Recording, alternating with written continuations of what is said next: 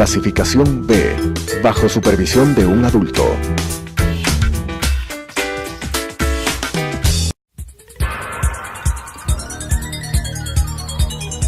Las opiniones vertidas en este espacio por la producción y dirección del programa son de exclusiva responsabilidad de sus autores y de quienes intervienen en ellos.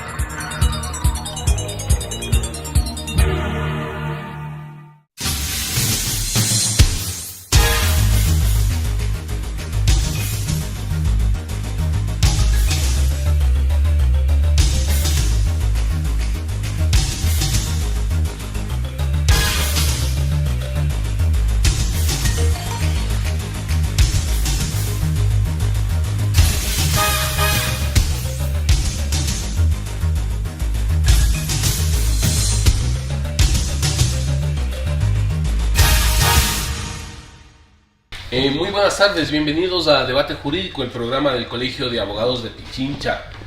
En esta semana vamos a abordar un tema que ha estado en el debate no solo jurídico, sino también político en nuestro país, como es el caso de la muerte del excomandante Jorge Gabela. Y por supuesto, hemos invitado a esta entrevista a una estimada amiga, la doctora Jessica Jaramillo, ex coordinadora jurídica del Ministerio de Justicia, quien estuvo a cargo de administrar el contrato para la investigación de la muerte del ex comandante Jorge Gabela. Jessica, este caso ya se ha vuelto una novela un poco policíaca. ¿Qué sucedió? ¿Qué se intenta ocultar? ¿Quiénes le asesinaron al general? Para desentrañar precisamente los móviles de este crimen y determinar sus autores, se conformó una comisión interinstitucional. Tú estás informada de estos elementos, por eso vamos a empezar. ¿Quiénes la conformaron y por qué se hizo esta comisión?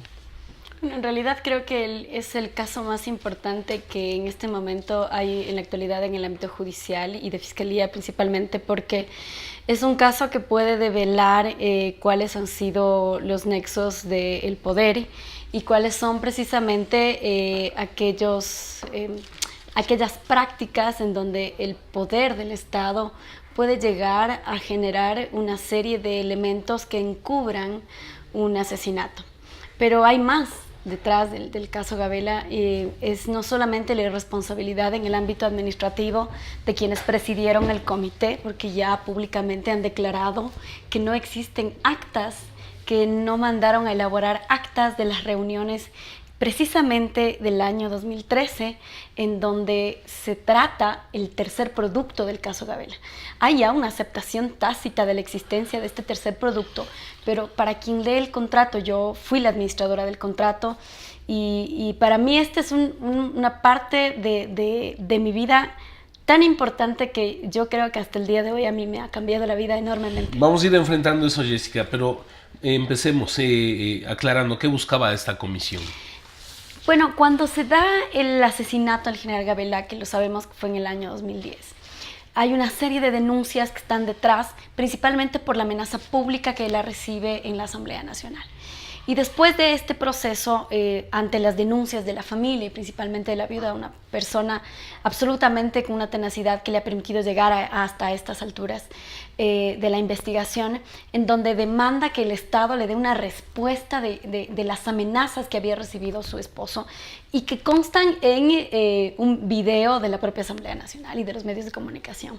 Entonces, frente a eso, la salida política, por llamarla así, es una salida que está armada desde el Estado, desde el decreto ejecutivo, en donde en su artículo 5 y artículo 6, además de conformar el comité interinstitucional... Pero se forma por presión de la familia. Claro, así es, se forma porque demandaban una respuesta, y claro, Correa en su momento emite este decreto, pero con algunos seguros. Claro. Es decir, lanza el Comité Interinstitucional para la investigación, pero entre los seguros que él pone en el artículo 5 y 6 del decreto son precisamente el que nadie podía conocer el resultado de la investigación. Se puso límites. Sino solo sus ministros, y solo él podía hacerlo público, pero en el proceso se rompió esa disposición del artículo 5 y 6 del decreto ejecutivo, porque no lo hace público el presidente de la República, en este caso Correa, pero lo hace público sí una ministra, ¿no? Entonces creo que en este proceso hay evidentemente una forma de actuar del Estado, pero sobre todo en el ámbito de la del manejo mismo del comité interinstitucional, hay una forma de actuar el Entonces Estado. es un comité ya viciado con algunos comportamientos de esto mismo del artículo 5 y 6 que tú señalas. Para nadie es No un había secreto transparencia. de cómo funcionaba o cómo funcionó durante los 10 años este gobierno, el Así gobierno es. de Correa. Y esto eran disposiciones y se ejecutaba lo que tenía que decirlo el mandatario, ¿no? Pero en todo caso, este comité interinstitucional firmó un contrato a través del Ministerio de Justicia. Este contrato está atado al comité y está atado al decreto ejecutivo, porque esos son sus motivantes dentro de los antecedentes del contrato. Y este contrato dice específicamente en su cláusula del objeto que el objeto es la investigación y como productos se entregarán 3 productos. El producto 1, que es el plan de trabajo, el producto 2, que es el más importante para mí, más que el 3 incluso, porque es el que determina el móvil del crimen. Y el móvil, como ya se ha hecho público, se dice que no es un caso de delincuencia común. Eso por el está ya contrario, determinado. Es un caso de delincuencia organizada. Antes de eso, que nos cuentes, ¿cuál era tu papel en este trabajo? Como administradora del contrato, a mí lo que me competía en ese momento, mi competencia era administrar el contrato, velar porque se cumplan los términos del contrato. Ah, ya. Esa era toda la administración y obviamente una vez entregado, suscribir el acta entrega-recepción definitiva, que es el acta única en los casos de consultoría, porque así lo manda la ley, y mandar al pago si es que hubiera algún remanente de pago. En efecto, en este caso había un remanente de pago de un monto de $23,000 y obviamente conforme se había actuado en el primer producto, que es el comité recibe, se deja sentado en el acta que recibe y aprueba, y el administrador del contrato levanta un acta en donde dice el producto 1 fue aprobado. Mismo trámite en el producto 2, cuando ya se conocía que no era delincuencia común, se acepta el segundo producto y el administrador del contrato de ese momento suscribe un acta interna con su puño y letra y dice se ha recibido el segundo contrato descartando la delincuencia común. Lo dice claramente. Y esto obviamente se maneja bajo reserva en el Ministerio de Justicia. Es decir, no era delincuencia común, pero tampoco habría la posibilidad de Cuando yo terminar. entro al ministerio, que es el 1 de agosto, ya se había entregado el producto 3, porque esto se entregó el 8 de julio del 2013. Ya se había entregado el producto 3 y la custodia de ese documento no le competía ya a la coordinación jurídica, sino a la Secretaría General del comité, que era la Secretaría General del Ministerio de Justicia, porque eran ellos los que ponían al tratamiento en el orden del día y verían cómo se iba llevando este debate sobre la aprobación de este tercer producto en este comité interinstitucional. ¿Cuándo, Jessica, se da la contratación del perito Mesa y para qué? A partir del año 2012 ¿Ya? y se formaliza en el 2013, se levanta el contrato en el 2013, cuyos objetivos eran determinado el producto 2, de que no existe delincuencia común o que es delincuencia organizada, se pasa automáticamente a una fase 3. Esta fase 3 dice claramente que deberán establecerse cuáles son los indicios con los cuales el perito ha determinado que no se trata de delincuencia organizada, sino todos los argumentos para señalar que es una delincuencia. Un poco para saber quienes nos escuchan tengan una claridad, ¿quién es el perito Mesa? El perito Mesa es un consultor internacional, criminalista de Buenos Aires, ahora obviamente tiene su domicilio en Brasil, pero además es bastante conocido por la investigación de varios casos. Solo en el Ecuador ha llevado otros casos, está el caso Coronel, que es el caso en el cual él hace una pericia para la familia, ya no para el Estado. En este caso el cliente es la familia. Hay algunos otros casos en donde también el cliente es la familia, un poco determina cuáles han sido los errores de ¿Qué fiscalía. debía entregar el perito Mesa? El producto 3 con los recaudos que le permitan identificar por qué su conclusión de delincuencia organizada y por qué o en qué sustenta su direccionamiento de las posibles responsabilidades. Ahora bien, el problema aquí radica en que ese producto 3, en manos de la Secretaría General, en donde todos los ministros que ahora tú ves que han comparecido en la Asamblea Nacional, dicen claramente que sí, que no se acuerdan cuál era la conclusión, pero que debatieron el tema de los drugs. Se olvidaron de la... Que no se acuerdan cuál era la conclusión, pero que sí estaba el tema de las fases de la Fiscalía en la investigación. Que no se acuerdan, pero incluso llega a decir un exministro de Seguridad que él había pedido hasta que se investiguen las cuentas de ciertos ciudadanos.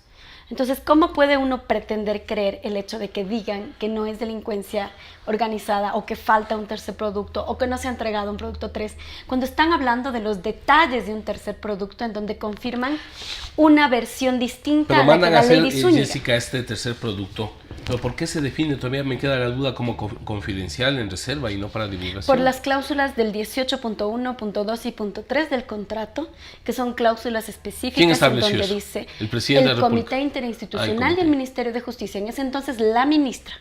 Entonces, ahí en ¿Quién esas era la cláusulas, ministra? la ministra Pesantes en ese momento, se determina, ¿no es cierto?, que las cláusulas 18.1, 18.2 y 18.3 garantizan la confidencialidad, la no divulgación, pero algo más importante, incluso llegan a señalar que el perito no podrá quedarse con una copia ni reproducir documentos que tengan que ver con la investigación. Los dos informes, ¿quién recibió? El uno Los y dos el dos. informes fueron recibidos en la administración de la doctora Joana Pesantes, de los cuales yo tuve la custodia. Pedí una caja fuerte en el ministerio para que se pueda garantizar estos dos documentos. Y Si de el, esos perito, dos si documentos, el documento nos habla del móvil del crimen, se supone que eso leyeron ya a la ministra Pesantes, tenían claridad sobre eso de que no era delincuencia común. y ella deja el ministerio 3 semanas después. Es decir, que habían, en donde todavía se dieron reuniones del comité, que fueron posteriores a la aprobación del producto 2. Ahora bien, la familia hace el trámite de la desclasificación a través de un recurso judicial que le permita acceder y que le entreguen la documentación física. Teniendo la documentación física que la familia ya la tiene, el producto 1 y producto 2, se determina claramente que no se trata de delincuencia común, como lo había señalado ¿Tú en su leíste momento. esos documentos? El producto 1 y el producto 2 estuvieron en mis manos y yo hice custodia de esos documentos. Y yo puedo reconocerlos como en efecto así lo reconocí ante la comisión del caso Gabela ante la Asamblea ¿Puedes Nacional. decirnos qué ministros tuvieron acceso a estos informes? Bueno, ¿El uno y desde dos? la doctora Pesantes en su momento en el caso del Ministerio de Justicia, el doctor Lenin Lara como ministro de Justicia, el doctor José Serrano como ministro del Interior, el doctor, por eso fueron llamados a la Asamblea, Homero Arellano como ministro Pues resulta de que ahora ellos no Coordinación conocen nada, pues. César Navas como ministro. O les y dio también amnesia, ¿o qué viceministros, pasó? y también viceministros que han sido llamados a comparecer, porque también hay que diferenciar un poco los rangos medios, que a veces uno no tiene mucha claridad de qué es lo que hacen, que ahora podemos decir que muchos de ellos conocieron, por ejemplo, la viceministra de Justicia de mi época, la licenciada Ruiz, resulta que dice en la Asamblea Nacional que ella ha tenido un solo acercamiento con el producto, pero en la información que entrega información mucho más limpia y mucho más nítida que los propios ministros. Incluso llega a hablar de una reunión que han mantenido posterior a al 18 de noviembre del 2013 con el secretario privado de la Presidencia de la República. Bueno, vamos a hablar entonces en nuestra segunda parte qué sucedió con el informe 3 luego del corte comercial.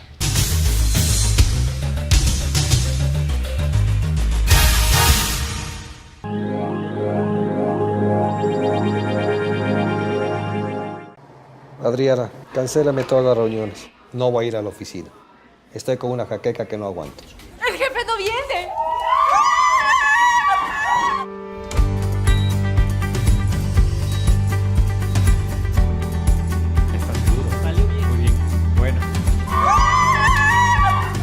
Cuanto antes vayas a Ecuasanitas, más rápido te curas.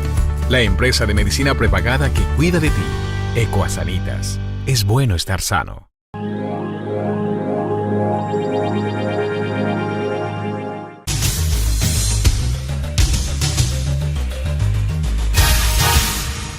Continuamos con Debate Jurídico, el programa del Colegio de Abogados de Pichincha. Para quienes nos sintonizan, estamos con la doctora Jessica Jaramillo conversando el tema de la muerte del excomandante Jorge Gabela. Y nuevamente gracias por haber aceptado la invitación de nuestro gremio. Sí, tenemos una inquietud. A ver, si este tercer informe indudablemente era confidencial, si existió este tercer informe primero, ¿quién debía leerlo? Y si es el presidente de la República, ¿conoció el presidente de la República entonces?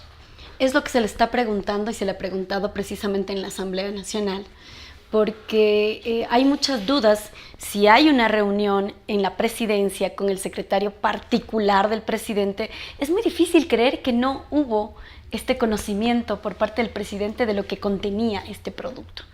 Esa es mi presunción y creo que hay que ir avanzando hacia la teoría del caso de por dónde está la información, ¿no?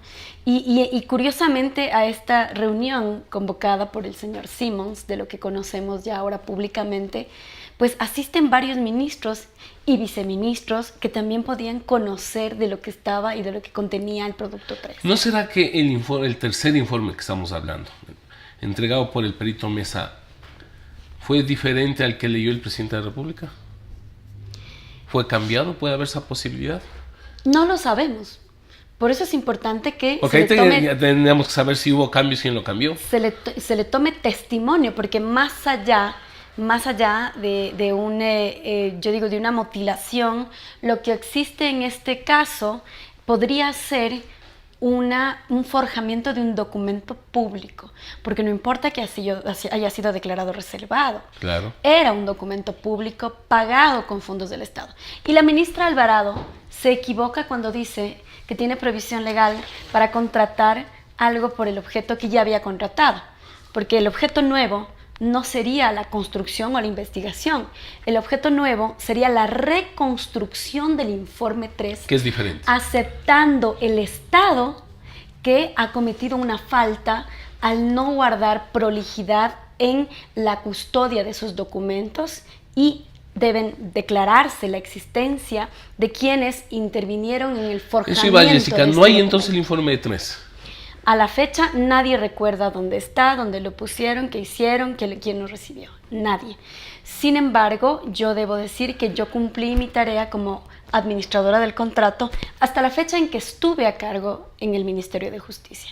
Posterior a esa fecha, al 18 de noviembre, en donde ya se reúnen los ministros en el ECU 911 y conocen los detalles del informe, yo salgo el 22 de noviembre del 2013 del Ministerio de Justicia. Yo no puedo dar más fe de lo que pasó posterior, pero sí hay funcionarios de la administración de Lenin Lara que se quedaron en el ministerio que se hizo cargo, que es en la administración del biministro José Serrano.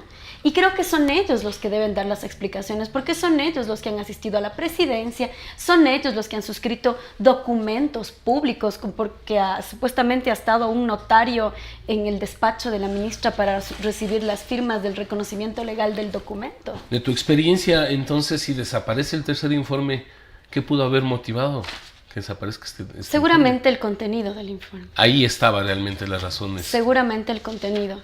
Y creo que la investigación de la Fiscalía tiene que ir mucho más allá. Tiene que ir a determinar los responsables. Creo que hay necesidad de empezar a hablar en este país de un crimen de Estado. Creo que hay que hacer una investigación sobre el tema de cómo se han adquirido el tema de los helicópteros. Con mucho respeto, ¿la Asamblea Nacional los más calificados para continuar con esta investigación? Creo que obviamente el competente es la Asamblea Nacional, en la Fiscalía General del Estado. Pero no está por demás que la Asamblea Nacional haya generado esta comisión, porque al final del día, recuerde usted que en la propia Asamblea Nacional archivaron el proceso de los DRUs. Y las personas que fueron parte de esta comisión, que presidieron la comisión, que fueron asesores de la comisión, tienen que responderle a la Asamblea Nacional. Tú ya compareciste a esta comisión, ¿verdad? Yo comparecí. ¿Qué te preguntaron ahí? Cosas principalmente de lo que tenía que ver con mi actividad. Y yo hice además una aseveración, como lo he venido haciendo en la Fiscalía General del Estado. Yo fui víctima de un secuestro y de un proceso de violencia física y de violencia sexual. Y lo he puesto en conocimiento de la Fiscalía. ¿Eso fue en ese periodo? Fue en el periodo en donde buscaban el tercer informe, en el 2014, 2015 y 2016.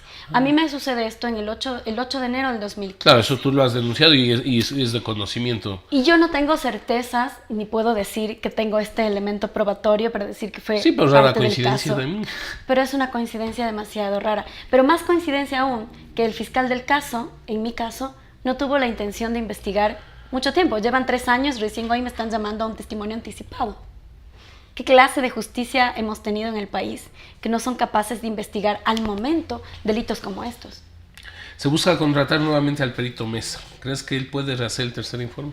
Sí, yo creo que sí. Porque tú dices que no se ha quedado con nada, no tiene copias. Y creo que es necesario que lo haga por la tranquilidad de la familia, por la tranquilidad del país, pero sobre todo para descubrir la verdad.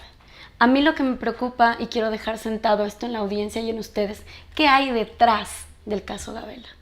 Eso me preocupa más. ¿Qué hay detrás del caso Gabela? Nombres. A lo mejor es la punta del iceberg. Claro. Para destapar algo que no nos imaginamos. Lo que puede ser un crimen de Estado, acciones directas del poder. Y ahí me imagino estarán nombres de quienes estaban involucrados. Seguramente. Por eso altos mandos o militares de la FAE, etcétera. E incluso el poder político.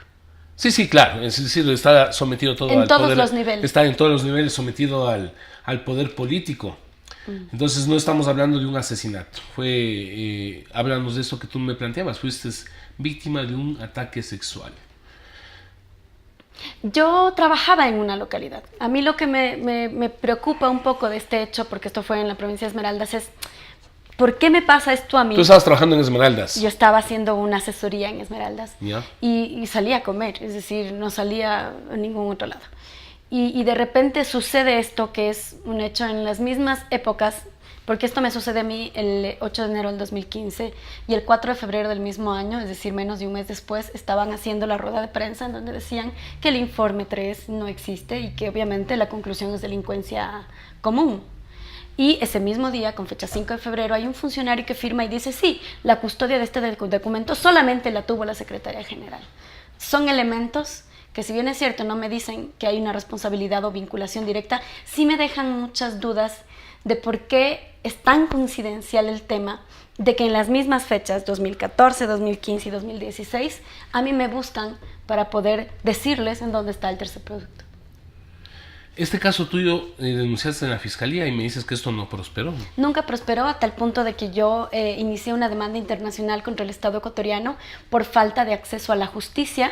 ¿Fuiste a la Comisión Interamericana también? Interamericana está en fase de admisibilidad. Yo tengo toda la paciencia del mundo para esperar y espero que así sea y que en el tiempo, en unos años, logremos conseguir una sentencia que no me favorezca a mí, sino a las miles de mujeres que a veces son víctimas de una justicia indolente y de fiscales que no hacen su trabajo. ¿Tú esperas que en la fiscalía actual y en los jueces haya cambiado lo que lamentablemente los ecuatorianos durante 10 años vivimos? Espero y aspiro que algún momento logremos cambiar y hagamos una justicia más técnica. Una justicia que responda a los intereses de la gente, una justicia ágil, una justicia transparente. Justicia. Eso es todo. ¿Por qué tú te propusiste también entrar en este? Porque pueden aparecer todavía las denuncias, porque todavía no se ha aclarado esto. Claro, a ver, yo entro en este proceso, primero por un tema de proceso de vida y de verdad. Cuando a mí me pasa este hecho, yo tengo un impacto en la vida de una mujer. Este tipo de cosas la violencia en sí genera un impacto muy fuerte. Entonces uno no se preocupa tanto del proceso judicial, pero sí se preocupa del recuperarse. Al menos yo me preocupé mucho de recuperarme emocionalmente, anímicamente, psicológicamente, y he logrado hoy tener un proyecto de vida.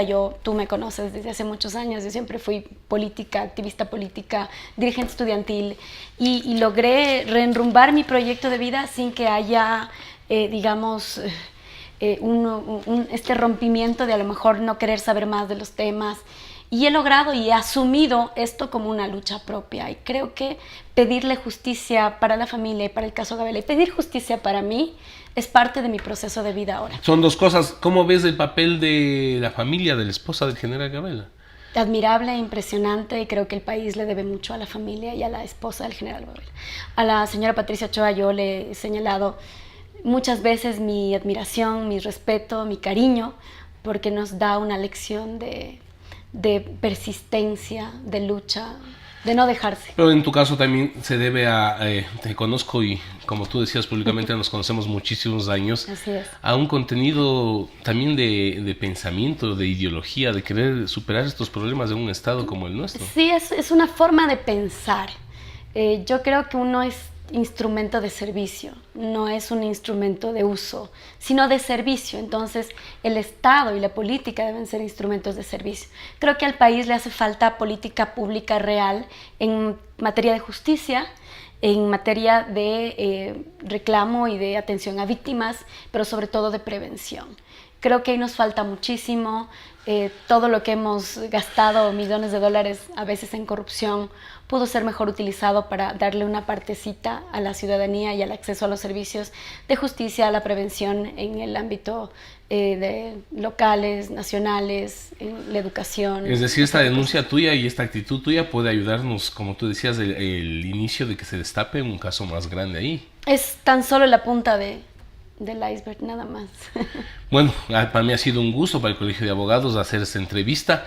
Esperamos esta consideración de todos los televidentes y adelante, Jessica, en esta lucha. Yo quiero agradecer al Colegio de Abogados porque cuando yo pedí una sede para hacer una rueda de prensa con este caso, ustedes sin ninguna pregunta me dijeron que sí.